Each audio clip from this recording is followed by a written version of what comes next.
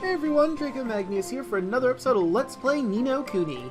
In the last episode, we used Swain to get a bunch of green treasure chests in the areas that we've been to before. In this episode, since we're near Swift Solutions, we're gonna pick up some bounty hunts and do those. Welcome to Swift Solutions, where those in need come to watch their worries fly away. Actually, now that I think about it... Okay, no I didn't. Just wanted to make sure. A greedy pirate gang on Robinson Island, southeastern Summerlands. A gang of thieving creatures have been attacking cargo ships. Their crime spree cannot be allowed to continue. We get 600 G and a poison pinch gem as well as 3 stamps. Lucky for me, I know exactly where that is. Okay, next we have the Starving Sea Monster near Robinson Island, southeastern Summerlands. An enormous sea monster has been attacking fishing vessels as of late. It must be stopped before it causes any more destruction. A whalefish tusk, which is obviously a horn, 800 gold, and 1, 2, 3, 4, 5 stamps. Dang. And last, but certainly not least, on the shipwrecked shore, Summerlands, a team of researchers have been attacked by a huge monster while exploring some ancient ruins. They must be rescued! You get a sacred dagger, 800 G, and another 5 stamps. Dang, son! Now, since we're going to be heading out on some bounty hunts, that also means we'll be covering some bios, because we're going to be heading out on the ocean for the very first time in game. I have, I think, 3 different bios to go through. Because we have areas of the ocean as well as that island. Actually, I have 4. There's areas of the ocean. We have the Caruso Islands, which is Robinson Island and another island. And we have Shipwreck Shore. Well, that's only 3. 2 areas of the ocean, the island, and Shipwreck. Okay. Hang on a minute, mun. You're hopping on board right now? I mean, are you sure you're ready? Going to sea is not something to be taken lightly, you know. Just ask my Uncle Di. What do you mean? Well, it's blinking dangerous, ain't it? You'd better make sure that you're in tip-top condition and fully stocked up before we sail for Autumnia. Gee, I guess you're right. He is right, but I already took care of everything I wanted to take care of. Before we go, let me just make sure. Nah, I don't see him here. If you recall, Horace did say that he was going to be heading this way, but he's just not here yet. I get a feeling, though, after we do these bounty hunts and come back, he will be here. Which is why we're doing the bounty hunts instead of heading to our locale. Or our destination, I should say. There you are! Sorry, sir. We got a little sidetracked. Yeah, a little. The preparations are complete. We sail immediately. Aye, aye, See, it was good that we got a little sidetracked. Weigh anchor! Another voyage lies before us. My heart sings for the seas. Set sail! Really, I don't hear your heart singing.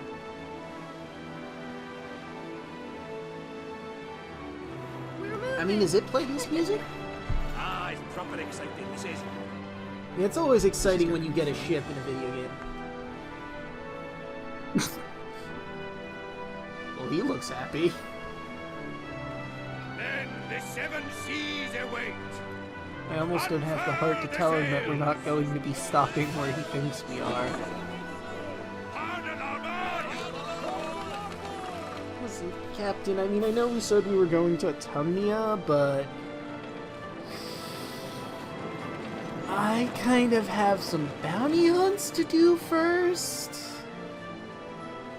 So we're gonna do those and head back to Castaway Cove. Which also makes the fact we told the governor that we were leaving kind of awkward. Are you straggling? Huh. And he spoke so highly of himself. Fool, did he really think the guardian of the volcano could defeat the pure-hearted one? I fear our executor may be a trifle toothless. Perhaps he forgot his orders. Maybe he was just testing him out, Well, you know, should seeing how strong he was. What next? This time, I shall leave nothing to chance. This time he will suffer by my own hand. Or So, that. it has come to this at last. And not before time. Your Grace's silence, please. Very well, Shadar. I will grant you a new power. The power to summon the storm. You honor me, your radiance. This time, he will be destroyed. Well, I mean... Do not fail me, Executor. To be fair, would it really be him failing you? You gave him a specific weapon to use. So if anything, it's the weapon's fault at this point if he fails to kill Oliver. Not his fault. He used what you gave him, and it didn't work. Therefore, the weapon's at fault. I mean, I suppose you could also argue if he doesn't use the storm or whatever it is that he got properly, that he is at fault for not using it properly. But I feel like he'd be using it properly. If it doesn't kill Oliver, it's just it didn't kill Oliver. But let's move on. Ah, the scent of the seas stirs my soul. Now, friends, do you know how to steer a ship? Ha ha! Fear not! There's no mystery to it. Navigate with the L stick, and use R stick to change your viewpoint. You will master it before long, I am sure. Should you wish to disembark and head to shore, and press the X button. Then, when you wish to take to the high seas once more, approach the ship and press X to come aboard. Our destination is the far-flung continent of Autumnia, to the northeast of here. That is where you shall find Hamlin. If you should lose your bearing on the open sea, the world map will provide a trusty companion. Well, prove, but whatever. Press R1 while aboard the Sea Cow to consult it. When you're not aboard the ship, meanwhile, press R1 to open the local map, then press triangle. With the aid of such a map, there can be no excuse for becoming lost. You can now use the world map. Alright. This is our world map. Now, since I have this up, I should probably take a snapshot of this. Because, before we go into bios, there is a distinction I have to make here. In the Wizard's Companion, it mentions creatures can be found in the seas to the south of the Summerland, also to the southeast of the Summerlands, rather. I will mark on the map clearly where these regions are, and I'll probably, put a little information there. I'll put that right after I'm finished explaining this, and I'll point them out, of course. And after we do that, we're going to move on to the actual bios. I'm going to compound the South Sea along with the Southeast Sea, because sometimes there's like a, I guess you'd call it an intermediate area, where they mesh, and you can encounter things that can only be found in the South Sea alongside things that can be found in the Southeast Sea, which makes it a little complicated. But without further ado, cutting this here, and I will show you exactly where the areas I'm pretty sure what we're dealing with. Alright, now, let's get started, shall we? Let's see, what color do I want to use for the South Sea? Let's go for a light blue. Why not? And I got my paintbrush. Let's grab... actually, that one's fine. Alright, now, I could be wrong, mind you, because it's a little difficult to tell since there's the spillover, like I mentioned, but I think the South Sea is roughly here. And I went a little too on the page, but I think it covers basically here. South of the Summerlands.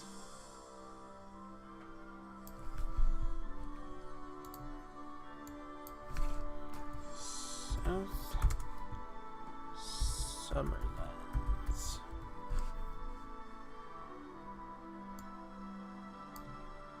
I mean, I don't have to go through all this extra effort, but, I want it to look nice. Not as boopy look. Yeah, I like that. That's a good font for this. Okay, but yeah, South Summerlands, right there. And who knows, I might use this for future things, if we need to specify exactly where. Let's see, so what about... I guess the southeast would be more of a red.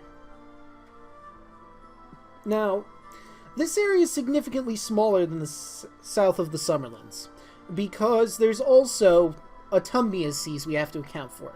Now, again, I could be wrong with my assumption here, but I'm thinking that the south of the southeast of the Summerlands, rather, includes this area. Now, it is quite possible that around this particular region, it might be different, but I don't think that's the case. So we're going to undo that, go back to red, and mark this as Southeast Summerlands. Southeast Summerlands. Okay. And let's put you roughly here. There we go. Alright, that basically covers what I just wanted to cover for the sea biomes. Obviously, there's this area where I've marked where there is some spillover. I'll put a little circle around this area. And that's not the best. But then again, I'm kind of freehanding this. There we go. So that'll be our spillover area. However, I believe that there can be spillover in basically any area of either sea. But since they specify, like, in certain areas, there are particular familiars found in the Southeast Sea, and there's some found in the South. I'm guessing that you find more of one in one area and one in the other. You know, now that I think about it, I could try something interesting. I mean, I don't know if I should try this on camera, but since I'm on my new laptop, excuse me, since I'm on my new laptop and it is touchscreen, I'm curious about something. I can! As I just mentioned, I have a touchscreen on this laptop, so I can freehand this from now on instead of using the mouse. That might actually make my drawing a little more precise. That's really handy. Okay, now, I digress. Let's go on to the actual bios that we'll be covering. Alright, and here we are. Funny thing, we have a rare opportunity where well, not all of them, but the first 3 familiars that we're going to be going over are, like, the first 3 consecutive pages, including these 2 that we have right in front of us. So let's start first with the Splisher here. The Splisher. Creatures who prefer to live together in quiet, peaceful societies. So relaxed are their lives, indeed, that they are prone to falling asleep at any given moment. Now, it is resistant to water and weak to fire. It is born under the Twin Sun sign and can be found in the sea south of the Summerlands. I will be mentioning, I should bring this up now, where it's found, whether it's the sea or the South Sea, but I'm going to be... Actually, no, I shouldn't do that because I'm doing them in order. Never mind, we're not mentioning the habitat again. They can drop Sundrops and Whetstones. They can know Splish Splash, Whirligig, and Healing Tear.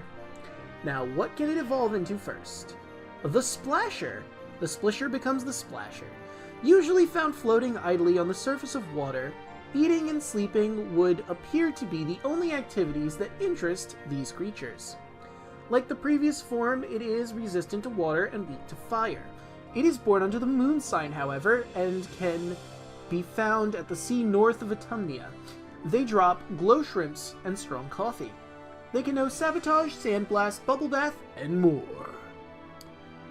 And it can become a Snapper. These gluttonous creatures have evolved long claws with which to prise open the shells of their favorite prey. A necessary adaptation given their insatiable appetite. Like the previous forms, resistant to water, weak to fire. Like the Splasher, it is born under the moon sign. These can be found in the sea north of the Winter Isles. They drop Dumb Flounders and Whetstones, can know Snowblower, Whirly Whirls, Warcry, and more. And the other form it can become is the Snipper. Creatures who use their scissor-shaped tails to give themselves a daily haircut. Take care not to disrupt this ritual. They produce crashing waves when enraged. Like all forms, resistant water, weak to fire.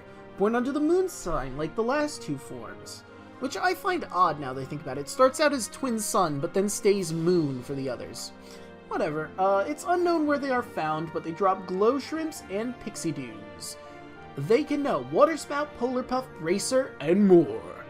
So, if I had to take a casual look, it looks like the snapper is more of your varied attacker. It has water moves and wind moves, and it has war cry, while Snipper seems to be more focused on water with moves like water spout and polar puff. But, I mean, we're only getting a fraction of it, so I could be wrong. Now we move on to our next familiar over here. The Hooray! Sea creatures that use their broad fins to traverse the oceans. Though they appear to be rather docile, they have been known to jump out of the water and attack unsuspecting seafarers. They are resistant to water and weak to fire, born under the moon sign. They can drop moon drops and strong coffee, and know belly buster, splish splash, and blunt. Now, what can a hooray become? The hip hooray! Noted for their spiky skin, I was going to say shells, these creatures have been known to skewer scalers who lean too far overboard. Really? They must, like, jet up then, dang. Like the previous form, resistant to water, weak to fire, which is really odd. I wonder why that is so often the case. Anyway, born under the moon sign like the previous form, these can be found in the sea north of the Summerlands. They drop moon drops and whetstones. They can know ill wind, bubble bath, rockabye baby, and more. Now a hip hooray can evolve into the Grim Ray. These ominous-looking black and red sea creatures use their long tails as whips with which to attack their enemies. They are resistant to darkness, and they are born under the Sunstein. These can be found in the sea northwest of the Summerlands. Now, they drop star drops and fairy chocolate. They can know Black Blast, Hocus Pocus, Darkness Beckons, and more. The other form a hip hooray can become is the Spring Ray. Capable of swimming much faster than their size would suggest, these creatures are usually within striking range before their prey even knows they're there. Like the previous form excluding Grim Ray, they are resistant to water and weak to fire. They are also born under the moon sign. It is unknown where you would find them, but they can drop cappuccinos and snowflakes.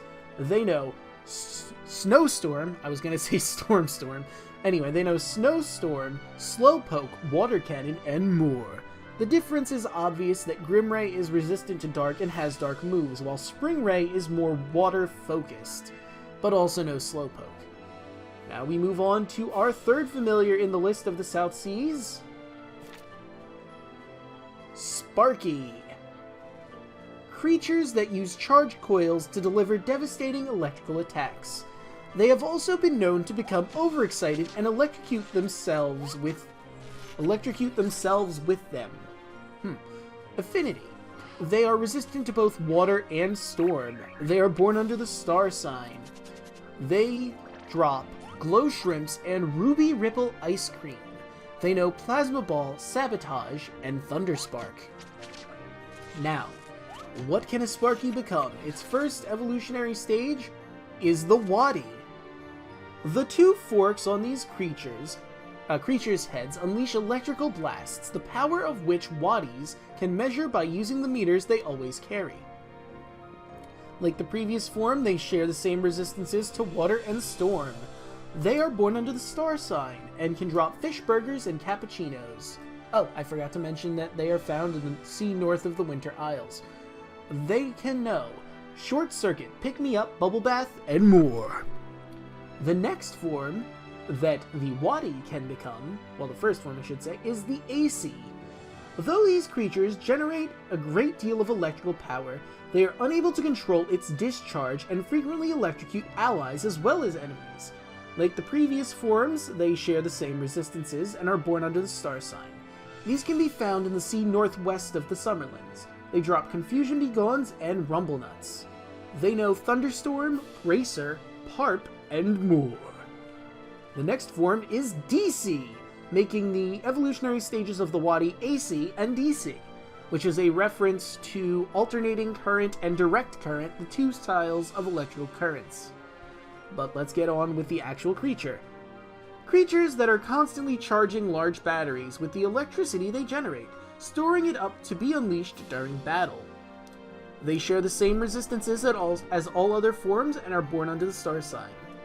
It is unknown where they are found, but they drop star drops and thunderstorm gems.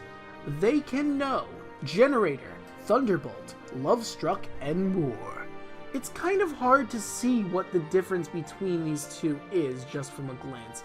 I'm gonna go out on a limb here and guess one is offensive, one is defensive, or maybe one is more supportive than the other. But there's no real way of knowing just from this simple entry. But now we move on to the last of the South Sea creatures. I'll see you in just a moment. We start off with Airhead. These creatures are, well, we end with Airhead. These creatures are noted for their crackling lightning clouds attached to their heads. The sparks they produce are invariably thwart their attempts to conceal themselves from foes. They are resistant to storm. They are born under the twin star sign, and they drop yogurt and see-through pies. They know Thunderspark, Whirligig, and Healing Tear. But what does an airhead become? The airhead first evolves into a beachhead, mischievous creatures who like nothing better than to give nearby fishermen a gentle electrical shock. Like the previous form, resistant to storm. Born under the star sign, however, these can be found in the islands northwest of the Summerlands. They drop Poison Begons and Gust Plumes. They can know Enlighten, Plasma Ball, Upsy Daisy, and more. The first form it can evolve into the beachhead is the Fountainhead. Fountainheads are very fond of swimming, and do so with a grace and speed that are unmatched anywhere in the ocean. They are resistant to storm like the previous forms, and born under the star sign like the beachhead. These can be found in the sea north of the Winter Isles, and they drop Confusion Begons and Milk Chocolate. They can know Thunderbolt, Waterspout, Polar Puff, and more. And the second form a beachhead can become is the Thunderhead. It is claimed that these creatures bring storms with them wherever they go. Alternatively, and more plausibly, they may simply prefer going out on stormy days.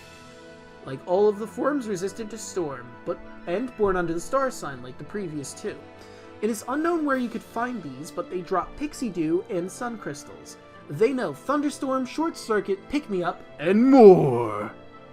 Alright, and that does it for our South Sea familiars. Now we move on to the Southeast Sea, and I accidentally opened the wrong file. There we go, now I know where I'm going. I'll be back in just a moment. Alright, ladies and gentlemen, this is a quick reminder. In the Southeast Sea, we find, well, the Southeast Sea of the Summerlands, we find Tattlescents. They are resistant to water but weak to fire. They drop Dumb Flounders and Strong Coffee and can know Splish Splash, Heliatosis, Bubble Bath, and more. So now we're going to move on to the next thing that we can find in the Southeast Summerlands. We have the Potty. These creatures are born from lovingly made pieces of crockery. They attack their enemies by spraying them with water from their capacious bellies. They are resistant to water and weak to fire, which seems to be a running theme of a lot of sea creatures. They are born under the moon sign and can drop Blindness Begons and Bass Bells. They can know Splish Splash, Spite, and Demon's Fury. Now let's see what a potty would evolve into. Its first form is the Jack Potty. Though generally calm, Jack Potties have been known to shoot jets of water at passers-by whom they consider to be a threat. Like the previous form, it is resistant to water and weak to fire, and born under the moon sign. They drop Sleep Begons and Shadow Glass, and can know Water Spout, Evil Embrace, Darkness Beckons, and more. And it can evolve first into the Crack Potty. The unsteadiness of these creatures can be attributed to the wine that ferments in their stomach. They are often seen sipping it when they think no one is looking. They have no weaknesses or resistances, but they are born under the sun sign. They can drop Glow Shrimps and Iron Diamonds. They know Sea Stars, Pick Me Up, Leech, and more. The other thing that Jack Potty becomes is the Hot Pot. As a result of a popular myth which says these creatures bring rain with them wherever they go, hot pots are considered lucky by those who farm in arid areas. They have no weaknesses or resistances, and like Crackpot, are born under the sun sign. It is unknown where you'd find them and unknown what they drop. But they can know Spire of Fire, Hocus Focus, Firewall, and more. I'm guessing, of course, by the name and the skills that Hotpot is more of a fire-related and familiar, while the Crackpot seems to be more about giving debuffs to the enemy, which makes sense. I mean, he's drunk. And when you're drunk, you're not exactly in the best state of mind and physical appearance. I think Hotpot is a reference to something they do in Japan, like during the rainy season they have hot pots. I have nothing to back this claim up except for seeing it happen in anime and Persona. Hot pots. But that does it for every single sea area near the Summerlands. Well, the southern Summerlands, I should say. Oh good, that didn't take as long as I thought it would. I thought that was going to be an episode, just me going over that. But we still have areas to go over. Let's look at the map really quick. In the southeast sea, you can see a group of islands. These are called the Caruso Islands, which is where we'll be heading for a couple of our hunts, as well as the crab side quest, I believe. The Caruso Islands here are split into Robinson Island and Friday Island. They are thus named because... Let me get my notes here, because I actually had notes on this. They are named after Robinson Crusoe and Friday, the main characters from The Life and Strange Surprising Adventures of Robinson Crusoe. I've never read this book, but my research gave me this information. Now, the thing about these islands, it looks like you could land where this foam is, but that is not the case, unfortunately. You gotta find your way around the actual landmass so that you can grab this. So you can actually get there, and you can walk across where there's, like, empty sea. Oh, and another interesting thing. Since we're on a new area, we have more bios to do. It's not that much, though. We only have 4 more things to do, and most of them are reminders, so they're going to be quick. I'll be back in just a moment. Alright, first reminder. Barbarians are found on the Robinson Islands. They are weak to fire, and they can drop cakes and planesworts. They know Demon's Fury, Pick Me Up, Wallop, and more. And now we move on to the next thing we're going to be covering that's on the Robinson Islands. Next reminder we have is that the hippie fowls are found on the Caruso Islands. They are resistant to storm, and they can drop iced coffee and ring-a-bells. They know Sandblast, Thunderspark, Crosswind, and more. And now we move on to our third here. Another reminder for you, Who is found on the Caruso Island, resistant to storms. They drop ice cream and cheeseburgers and can know Thunderstorm, Rise and Shine, Whirly Whirls, and more. Alright, and the last thing that we're going to be covering that's found on the Caruso Islands is something that is new, air quotes. Hey, ladies and gentlemen, remember the Lagoonade that we could have picked up at the Temple of Trials? They're found at this island, so this is technically a reminder as well. That's why I did quotations on new, because it's not really new. We already encountered it at the Temple of Trials, and I've already read this. So, it has no weaknesses, no resistances either. They can drop Poison Begons and Spring Water, and no Healing Tear and Sea Stars. They also know Blunt. So yeah, everything that can be found on the islands is an evolved form, excluding Lagoonade, which was something that we could have encountered already. And like the other things that we got at the Temple of Trials, it is very close to the Temple of Trials. This one's the furthest away from the Temple of Trials, though. So I could understand if you wanted to pick this up instead of the other two, because this one is, in fact, the farthest away, and you really needed a healer. But with all of that said and done, ladies and gentlemen, we are done with bios for today. So now, we can travel across these islands and mind our own damn business. Wait, is that a creature I didn't cover? Is that what is that? Hang on, I need to encounter this. Oh wait, this is the bounty hunt. Of course it's a creature we haven't encountered. Oh my god, that was so dumb of me. Puss in Boots. It's weak to water, right? Don't mind me, I'm just gonna look in my physical wizard's companion really quick. Oh my god, that was so dumb of me. Oh gee, I haven't seen this thing. I imagine Liz, what is it? Herpadur. Oh, you gotta laugh at yourself. It's weak to water, I was right. I do not have water though, so I'm just gonna attack it with our heavy hitters.